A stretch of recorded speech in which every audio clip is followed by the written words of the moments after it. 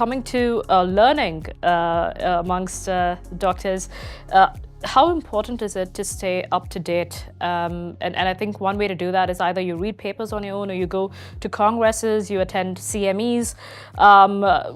I've read so much, and I know that you do this a lot, but it's so hard, especially for the younger doctors. What would you say, ma'am?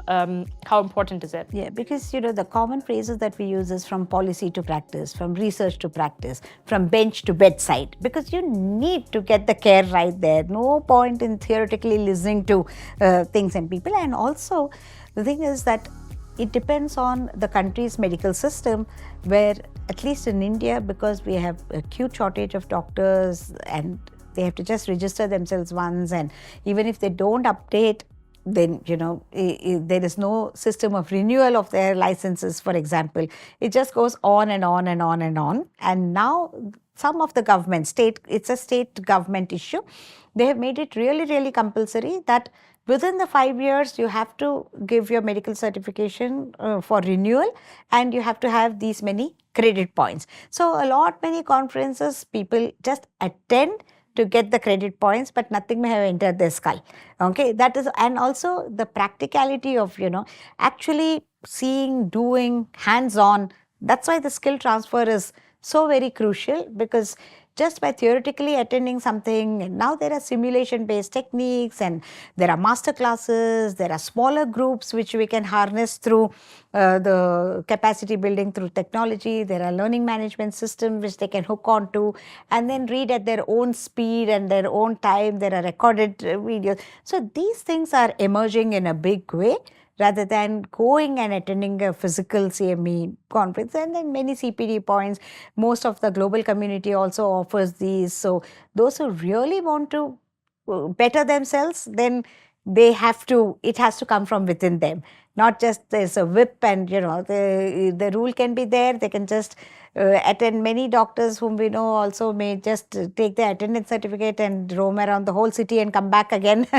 So that doesn't work. How they're translating into practice. And I feel what would really, really work is, yes, one thing is to collect these points and renew the licenses, etc.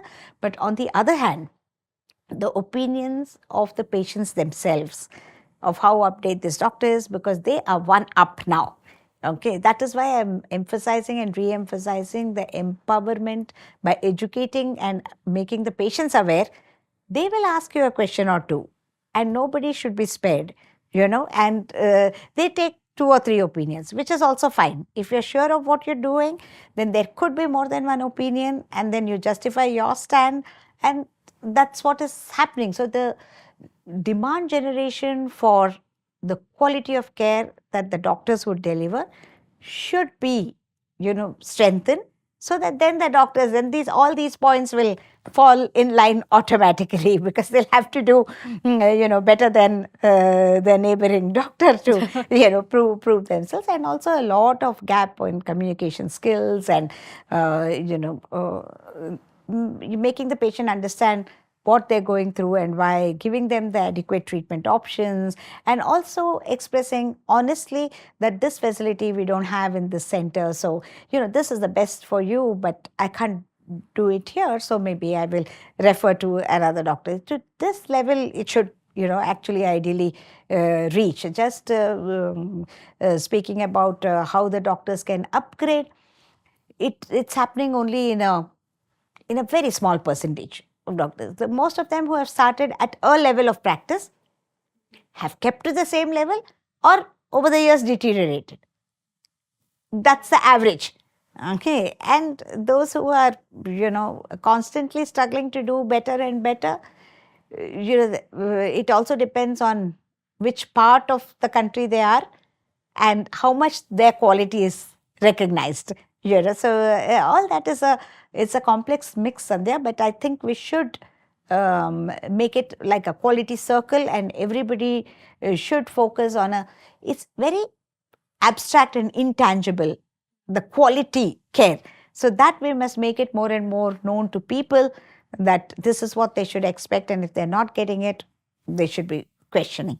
have things changed over the years, ma'am, training and residency, and compared to how it was back in the day in gynecology, for instance? Has it changed? Actually, now because of the simulation, there is a lot more of actually knowing and doing gap that is bridged, I feel. So if you really get into the right kind of course, okay, and then do it well, I think you'll be much better off and better prepared than the years in a way, because that time we used to work on volumes and just, even in medical colleges, etc., there's only so much you can do, but there is a lot more improvement in the techniques, improvement in the equipment, advancements inclusive of robotic surgery, for example, which we did not learn in the medical school. So the new technologies emerging, it requires a different and new kind of training, which there are opportunities, and from anywhere in the globe we can connect, and there are many who are eager to come and skill Indian doctors, but there are many, many, many skilled Indian doctors who are much sought after in the Western world as well. We are proud to say that, because we have, in some of the streams, we have the largest experience and complex experiences, where we are much better off than the Western counterparts who get to do very little even during their residency and training.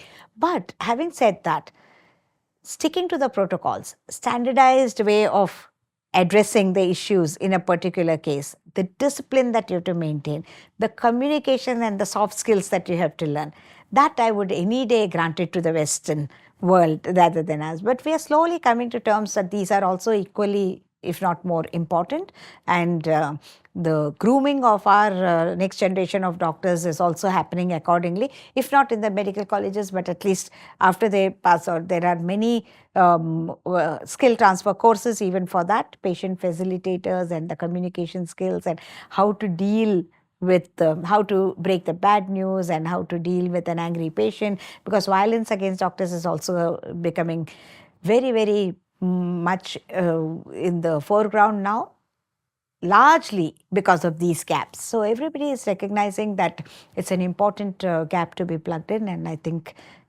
slowly and steadily we are on track on that as well.